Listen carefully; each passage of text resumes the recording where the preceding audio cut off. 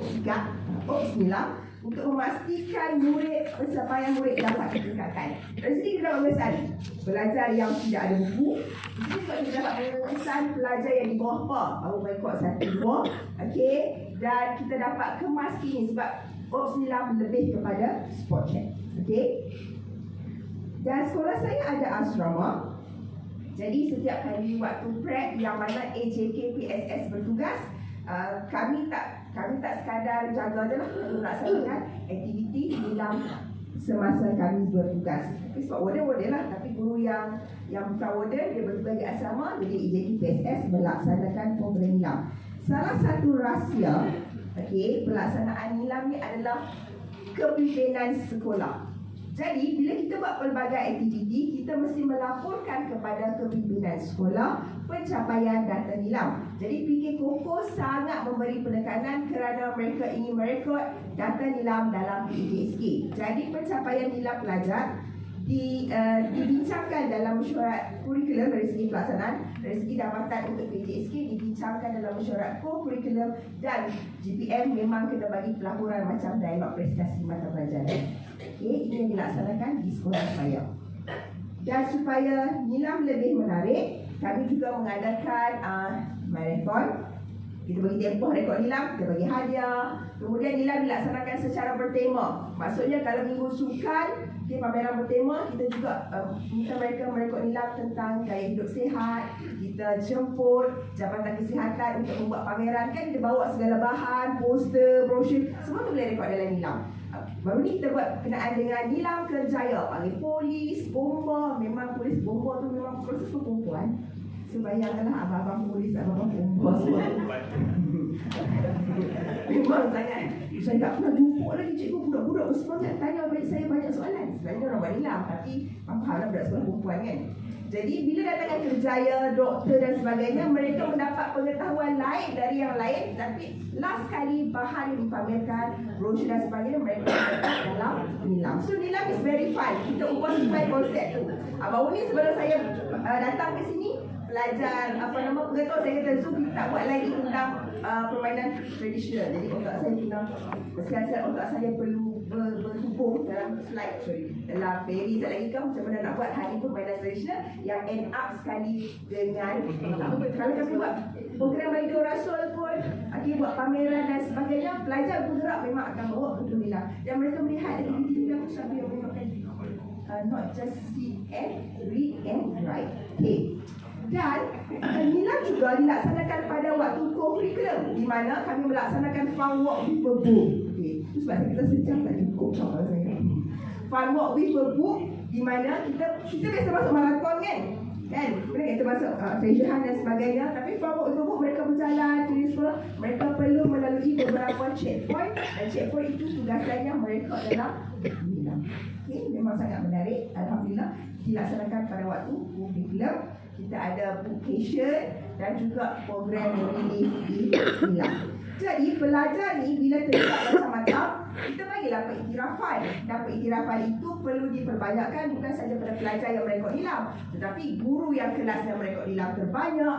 Kita ada program lonjakan sarjana nilam sebab pelajar yang kelas belakang dia tak ada banyak peluang untuk menerima hadiah kan. Hadiah anugerah kecemerlangan. Jadi pelajar ini perlu sekurang-kurangnya dia dapat naik stage untuk menerima anugerah lonjakan sarjana nilam. Dulu dia 1 bintang, kemudian dia meningkat dengan mendadak dan sebagainya. Jadi kita fikirkan macam-macam kita kata anugerah untuk membuatkan untuk menjadikan program nilam itu satu program yang sangat-sangat menyeronokkan dan kita libatkan satu sekolah untuk menyertai program nilam. Dan kita juga telah bergerak kepada satu lagi program iaitu community nilam. Guru-guru dari tak ada kot yang saya buat bawah ni ramai tak ada apa. Kami baru saja selesai program community nilam. Kami buat open day di mana kami mendapat tajaan daripada PTS Publication. Siapa yang datang ke Sekolah Menengah Sanawiyah melaksanakan aktiviti, Okey, kita bagi satu kotak keriangan buku-buku daripada PTS. Jadi dan kita juga berkolaboratif dengan Belimbuk, kita buat program wakaf buku dan sebagainya. Jadi mereka melihat bahawa program Nilam ni adalah satu projek komuniti yang sangat besar dan alhamdulillah kita dapat banyak rakan strategik untuk membantu kita. Baik, kita bergerak kepada seterusnya, P seterusnya, iaitu promotion. Dan saya yakin promotion ini banyak dilaksanakan oleh cikgu-cikgu. Kita ada orientasi Nilam, pameran maya, PSS dan sebagainya. Tetapi apa yang saya nak tekankan di sini adalah bila kita melaksanakan step by step, okay, kita akan dapat P paling penting sekali adalah hasil atau faedah yang kita peroleh. Yang pertama, of course peningkatan akan berlaku, sikit atau banyak peningkatan akan berlaku. Okay? Dan kita melihat bahawa akan ada perubahan dari segi jumlah penyertaan dalam aktiviti, sebab mereka melihat bahawa aktiviti Nilam dan Pusat Sumber adalah aktiviti yang sangat-sangat menyeronokkan. Okay? Peningkatan dari segi jumlah penggunaan, pinjaman buku, kualiti dalam Nilam dan juga ada lonjakan dari segi akademik, insyaAllah. Okay, dan juga akan menjurus kepada kejayaan-kejayaan yang lebih besar. Antaranya apabila kita melaksanakan Nilam, kita ada masalah asalnya berpunca dari pelajar tidak merekod Nilam pada waktu PKP. Okay.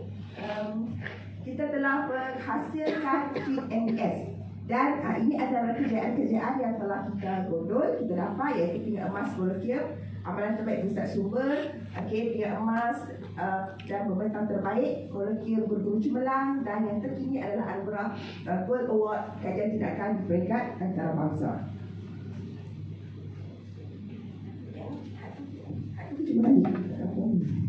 Okey, jadi daripada tahun 2017 hingga tahun 2023 ini antara kejayaan yang kita dapat disebabkan kita melaksanakan program 5P, iaitu program secara lebih terancang secara step by step.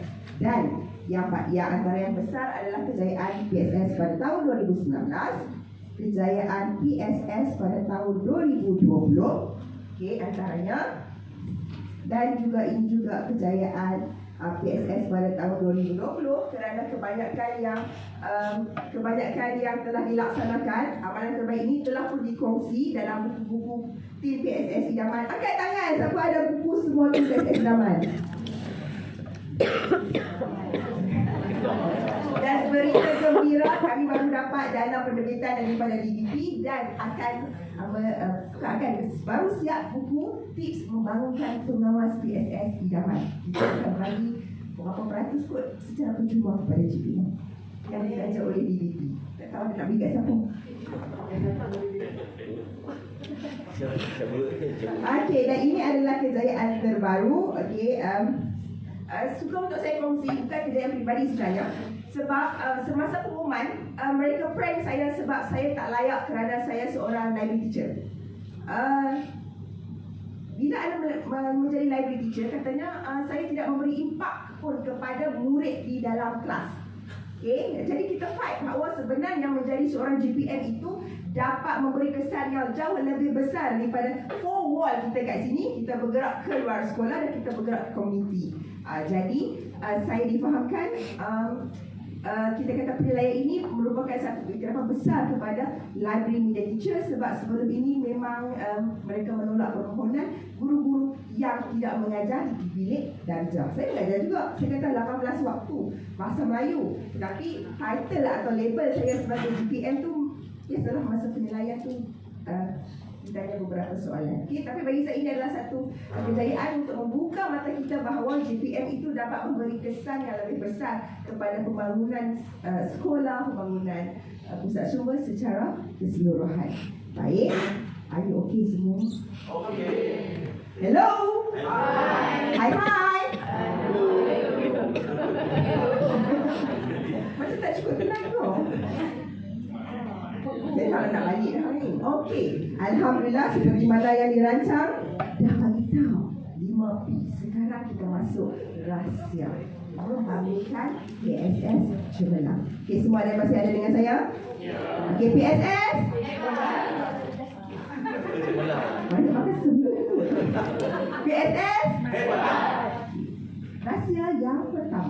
Okey, yang ini saya kongsi 6 rahsia. Yang pertama, kita rancang program untuk atasi masalah. Jangan buat program disebabkan sekolah sebelah buat, kita tiru, kemudian tak berjaya. Sebab setiap sekolah kasutnya sama-sama, sekolahnya, buildingnya hampir, building sekolah pun tak sama. Okey, murid pun tak sama, guru pun tak sama, environment tak sama. Jadi kita rancang program, okey, mesti untuk atasi masalah. Jadi kita ubah suai mengikut sekolah kita. Yang kedua, apa fungsi setiap ruang kepada murid? GPM kerjanya lebih kepada dekorasi daripada buka sekolah sampai hujung tahun. Lepas tu sambung balik, tengok tak jadi GPM dah. Jadi kerja dekorasi je. Apa yang penting adalah apa yang kita buat itu bagi sumbangan kepada murid. Walaupun kita buat sudut bawah tangga, walaupun kita buat sudut bawah pokok. Okey, jadi tak perlu kita laksanakan dekorasi itu sepanjang tahun sebab dekorasi tidak pernah habis. Tapi kita perlu laksanakan mengikut tujuan yang kita target sebenarnya. Okey, dan semua murid adalah permata. Sekolah melahirkan yang lulus. PSS wajib ada watak. Dan PSS yang paling besar adalah PSS memberi khidmat bantu kurikulum, dari segi kemajuan murid, sekolah, guru dan pembangunan fizikal. Ini pengalaman saya sendiri. Ketika mula saya masuk ke sekolah menengah Surabaya, saya dapat memo. Pada hari pertama, memo saya pelik sikit sebab 1 Disember mesti itu sekolah. Jadi saya dapat memo lambat, so 6 Disember, saya ingat tarikh 6 Disember saya perlu melapor diri. Kemudian pada hari saya melapor diri, pengetua telah memberi kunci. So ini kunci PSS. Saya kata saya nak kerja dengan cikgu. Di sekolah tak apa, you masuk PSS tengok. Tapi you ada satu tugasan yang besar kerana pada bulan Januari you kena buat pembentangan sebab sekolah, saya dipindahkan atas kepentingan perkhidmatan untuk membantu sekolah membangunkan PSS International Baccalaureate School. Jadi saya kata konsultan tu nak datang bila cikgu? Datang pada 23 Januari tahun depan, 20 Januari. Saya rasa macam okey lah, keadaan itu okey. Saya pun guru baru ambil kunci masuk ke library. Bila saya buka library, okey tak apa, saya tulis di komputer cari apa untuk penggunaan. So saya sangat terkejut kerana penggunaan hanya sebanyak 214 buah buku dipinjam pada tahun itu, sedangkan saya kena bagi laporan pada bulan Januari kepada konsultan daripada, saya ingat masa itu Canada dan New Zealand kot, tentang program pembangunan yang perlu dilaksanakan. Jadi masa ada sebulan. Jadi inilah pengalaman yang saya buat. Pertama sekali, ambil instrumen, tengok balik apa keperluan instrumen, dan mestilah program yang kita laksanakan itu meliputi guru, murid, dan kita buat dekorasi dan sebagainya, memberi perubahan kepada fizikal dan ada impak kepada akademik, hem dan kurikulum. Paling penting, semua program kena ada data. Sebab bila ada data, barulah kita dapat mengukur program itu berjaya ataupun tidak. Ramai ada orang masuk ke PSS? Ramai ada data. Okey, banyak tak orang sertai program alilan kita? Banyak, mana data? So semua baik data. Jadi mesti disusuli dengan pelantikan. Jadi apa yang kami lakukan adalah, pertama, sebab saya cikgu baru, jadi kita tak tahu apa masalah, kita terus buat kajian trend, membaca dan maklum balas. Kita edarkan kuestionnaire. Okey, daripada situ kita dapat apa sebenarnya yang menyebabkan mereka tidak suka datang atau menggunakan pusat sumber. Jadi program pertama, bagi nama jom ke PSS. Tak pinjam, tak apa, tapi gunakan PSS sepenuhnya. Jadi adalah sedi-sedi aktiviti. Okey, jadi berlaku peningkatan penggunaan, barulah next step kepada pembudayaan nilam. Sebab kita tak boleh terus lompat, mesti buat step by step. Jadi bila nilam dah mula bergerak, barulah kita nak memacu, untuk menjadi PSS cemerlang, dan kita juga melaksanakan inovasi Next Street Wonderland. Detail ada dalam buku dari Subis Kepolokna dan juga kajian tindakan membangunkan PSS idaman. Dan pada tahun 2019, penonton kata sudah lazu, mari kita masuk tadi. Masalah masuk tadi. Jadi buatlah bernama program khas House of Champion.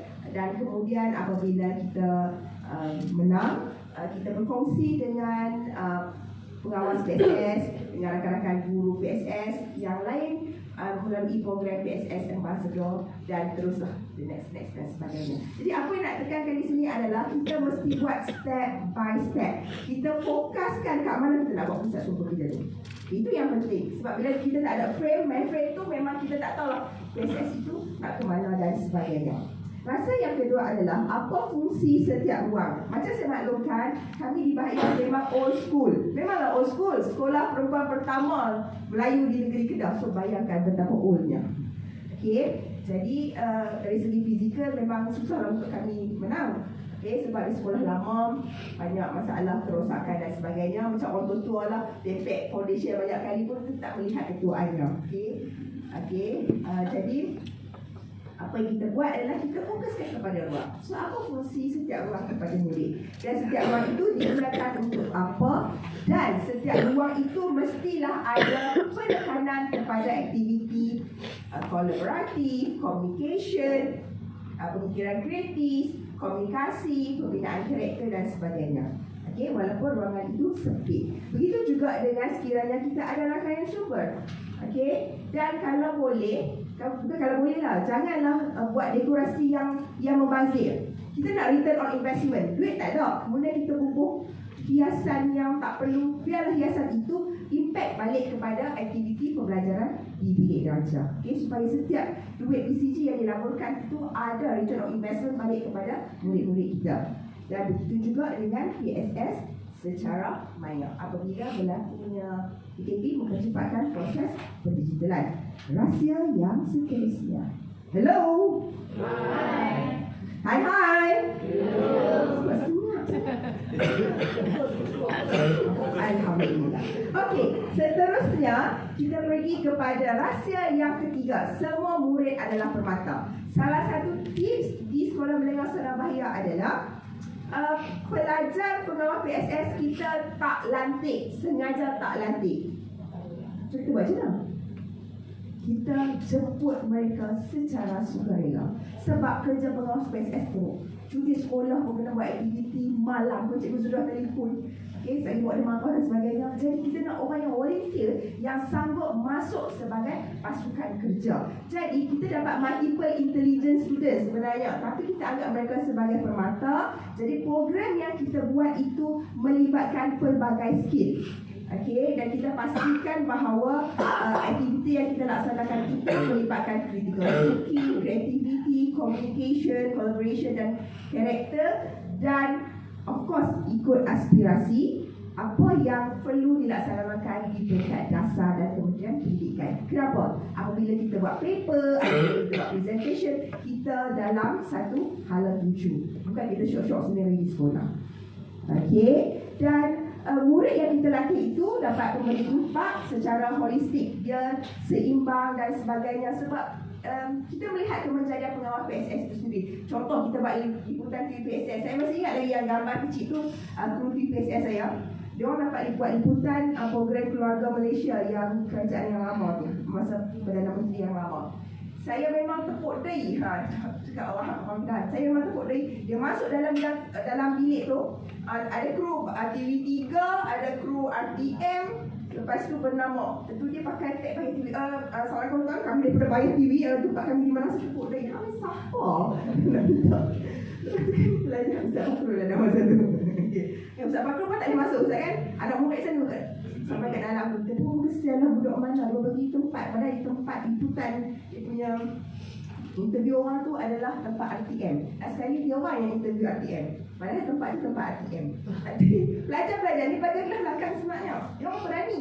Okey, dan dia orang memang kaki seimbang. Jadi kita kena transformkan kelebihan yang dia orang ada itu untuk menjadi sesuatu yang lebih hebat. Jadi apabila kita menganggap mereka adalah permata, jadi kita masuk pertandingan apa dan sebagainya, kita boleh sesuaikanlah ikut kejayaan ikut potensi mereka. Ini antara kejayaan yang kami dapat pada tahun 2022.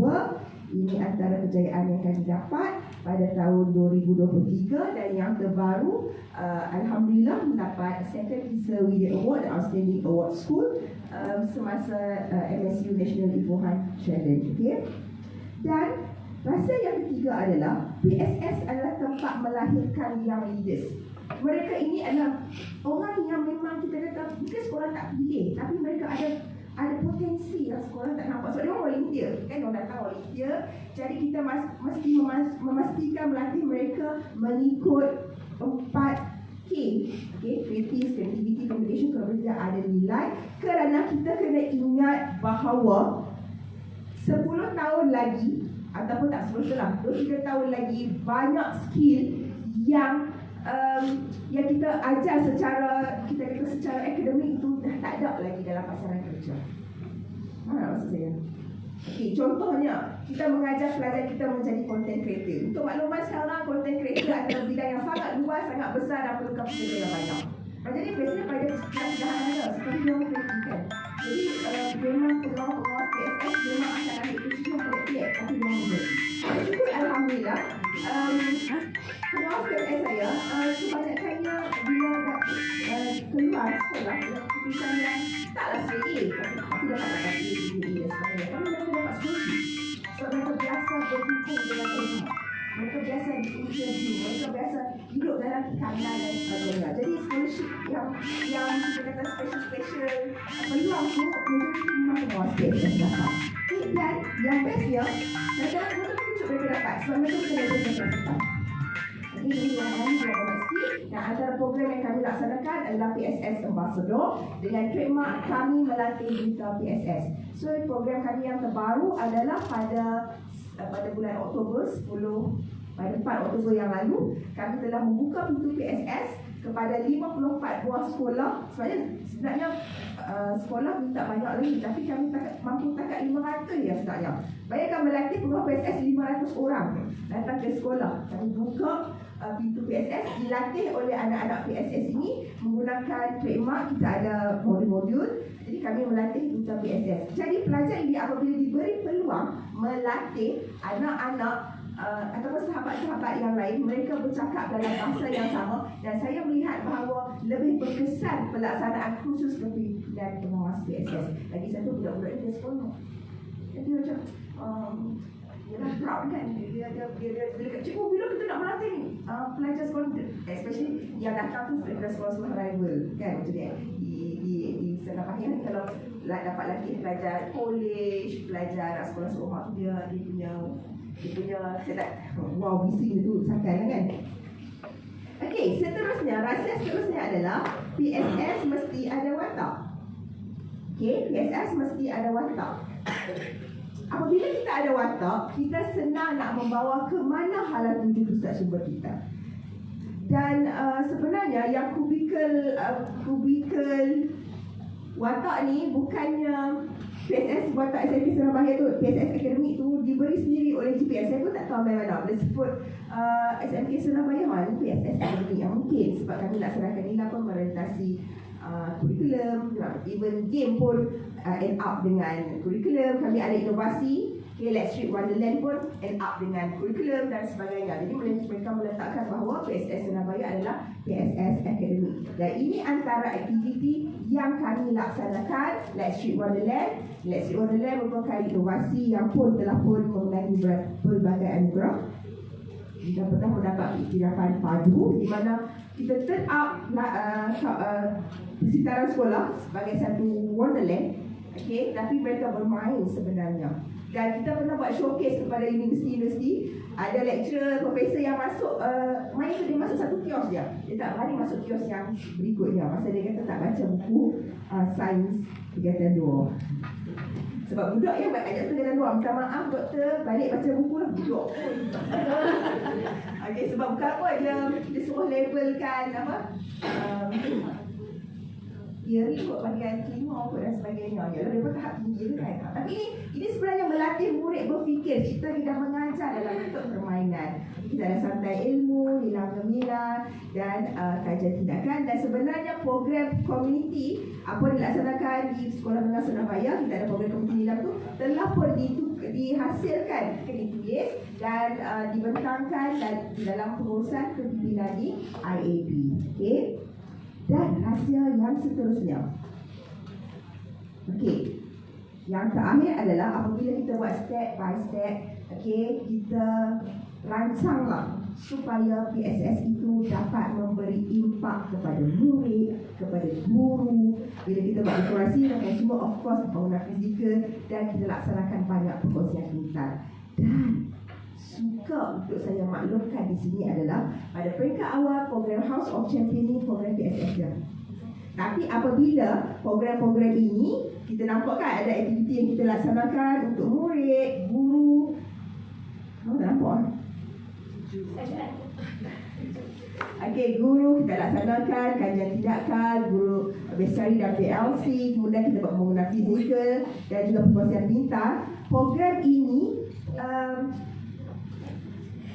dilihat oleh pengurusan sebagai program yang memberi impak dan akhirnya telah dipersetujui menjadi etos sekolah. So etos sekolah kami sekarang adalah House of Champion, bertujuan untuk melahirkan seberapa banyak juara dalam bidang akademik, dalam bidang pembangunan sosial, health, co-curriculum, dan paling penting sekali untuk mencapai fasa pendidikan negara. Sebab 6 rahsia yang saya kongsi itu tadi, kalau sekolah kan dia lebih fokus pada akademik, betul tak? Tapi bila kita lihat 6 rahsia itu, kita bangunkan sekolah berdasarkan pembangunan pusat sumber.